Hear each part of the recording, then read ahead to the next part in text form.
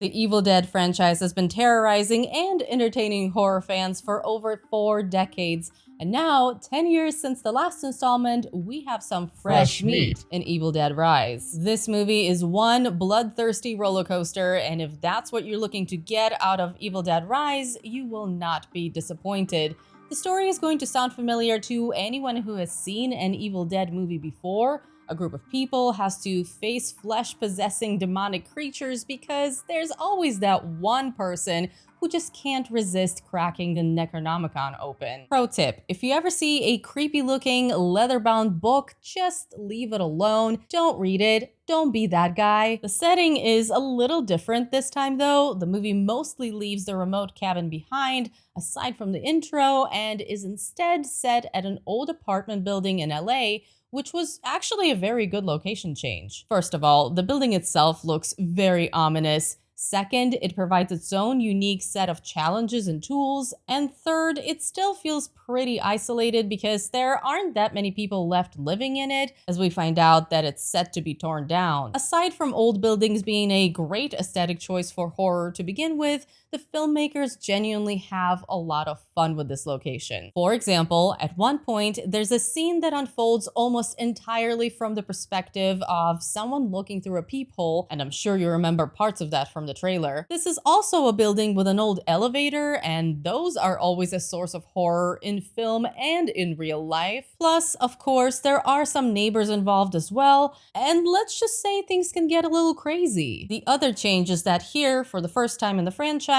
the entire core group of characters are a family. There's a single mother raising her 3 kids, and a sister who comes over for a visit. So, as you can imagine, when the mother gets possessed, which is not a spoiler, it's literally on the poster and all over the trailer, it feels a lot more personal and challenging for the rest of the characters because suddenly this is a family night from hell. The movie spends a little more time than you would expect from this franchise, introducing characters and their relationships, and I really appreciated that. The character dynamics work, and it's not just because it's dealing with a family, but also because there are now kids involved, which makes all of this feel extra sinister. The film does end up bringing up themes of motherhood and parenting, and while I wouldn't go as far as to call it heartfelt, there's definitely an emotional core and a level of personal stakes to all of this. This is probably the most I've been invested in what happens to all of the characters in the entire franchise compared to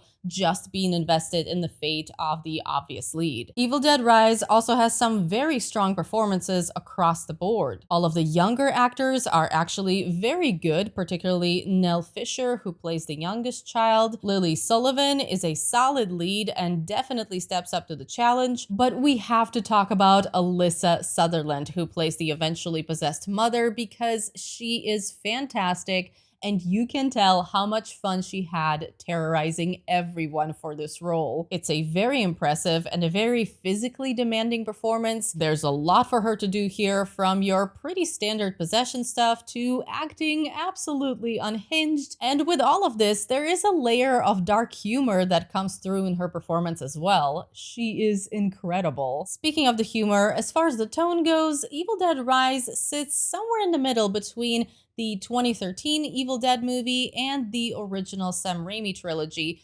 which is a blend that really worked for me. I think getting away from the overly serious horror of the remake was a good choice, and if anything, they could have pushed the humor even a little further without compromising the horror. Because guys, Evil Dead Rise is absolutely disgusting. I would say it's on par with the 2013 film in terms of gore, but there's just something about this one that makes it feel even more gross. I'm actually surprised that something this gory and disgusting is a major studio release. I don't want to get flagged for showing anything too disturbing, so I'm not going to be showing you too much here, but if you're curious, go watch the Red Band trailer for a little taste of what this movie has to offer. Things get pretty nasty, and if that's what you're looking for, you're going to have a great time. There are some incredible visual effects here, most of them practical, which gives the movie and its gore a very realistic look. There's some excellent sound design, bringing the gross out factor to the next level. There's a thing in this movie that has not been done in this franchise before, and it is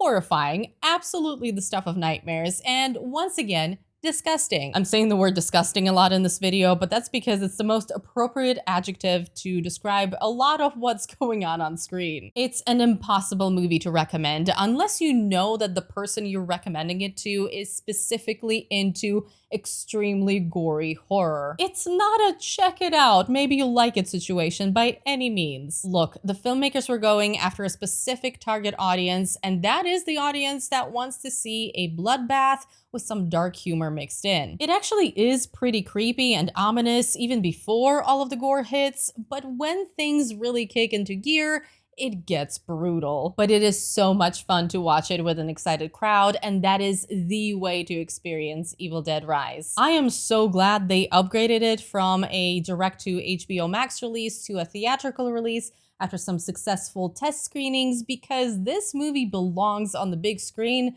with an audience. And the best part is that it's going to be accessible to both longtime franchise fans and people who have never seen an Evil Dead film before. It works great as a standalone because it's expanding the universe rather than continuing a specific story, but it also has plenty of Easter eggs and homages for the fans. You have some familiar lines, you have the chainsaw, you have the boomstick, you have the camera flying towards the characters, and of course, you have the book. Which, side note, I like that they addressed why the book looks different in some movies. It's just a quick line, but I am glad they included it. Now, all that being said, there are a couple of things that kept me from truly loving this film. First of all, it either needed more character development or more charisma. And before all of you jump into the comments to tell me that the franchise has never been about character development, I know, I'm well aware of that, but the powerhouse of charisma that is Bruce Campbell keeps the viewers invested, and by the third film,